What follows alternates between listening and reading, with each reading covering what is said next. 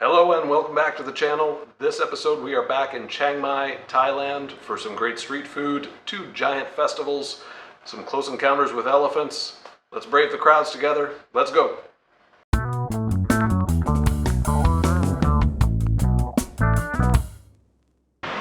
After our 3 or 4 day hiking, we returned to Chiang Mai for a full week. We were lucky to get a spot as there's 2 big festivals coming up, so it's a very busy time in the city. But we were lucky enough to find a spot and we could enjoy the festivals. The first thing worth mentioning though was the street food, the restaurant food. We ate well during this week. Whether it was Western style breakfast, the coffee was on point, and being in search of the best khao soi in town. This is a signature dish in Chiang Mai, which is like a curry noodle soup, typically with chicken. They also had their own style of spicy sausage up in the north.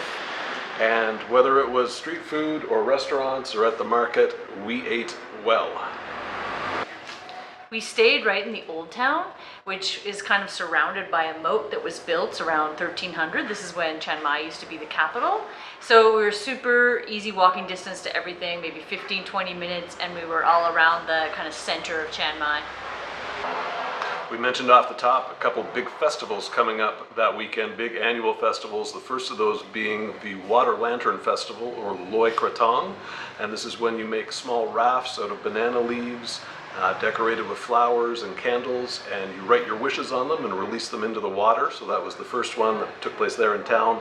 And the second one was the Lantern Festival. And this is actually specific to northern Thailand. And at this festival, traditionally, they have paper lanterns and they put actually candles in them and they let them go and fly into the sky.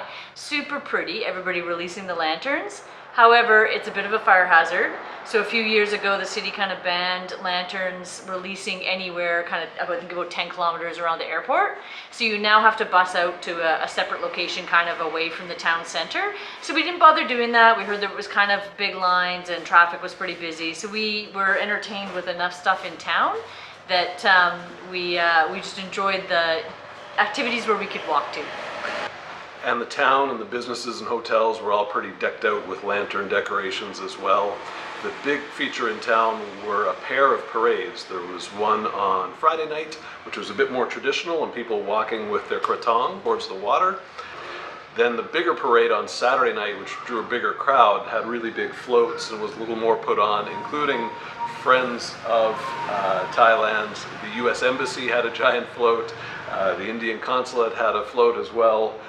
Some great bands. So we'll just roll into a little montage here of some parade action.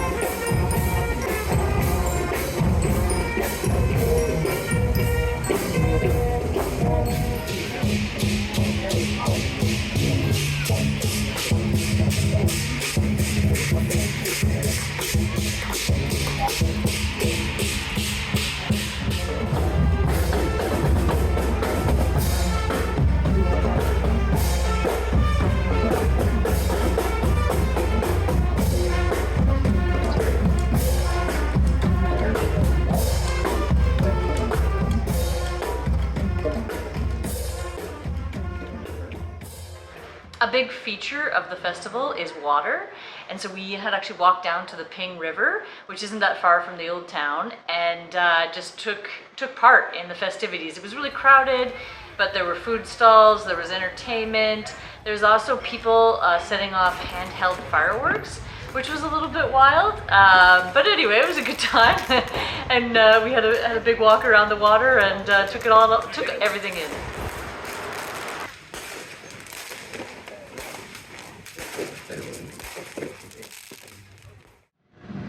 We did get out of town one day. We went and visited the elephant sanctuary. There's a few of these sanctuaries, so we did a little bit of research, found a good one. These are elephants that are former working elephants that have been rescued. And you can spend the day kind of there learning about them. You get to see them, you get to feed them, and it was pretty good. The elephants have a large space to roam. They seem very happy and healthy. We did find there was a lot of humans there. It's a busy time in Chiang Mai, and I think this was a popular thing to do. So that took away from it a little bit, but it was still a good time. And getting to feed them, these folks need fed. They drink up to 50 gallons of water a day and eat up to 150 kilograms, which is almost as much as I've been eating. Here's a few more shots of these big, hungry, beautiful animals.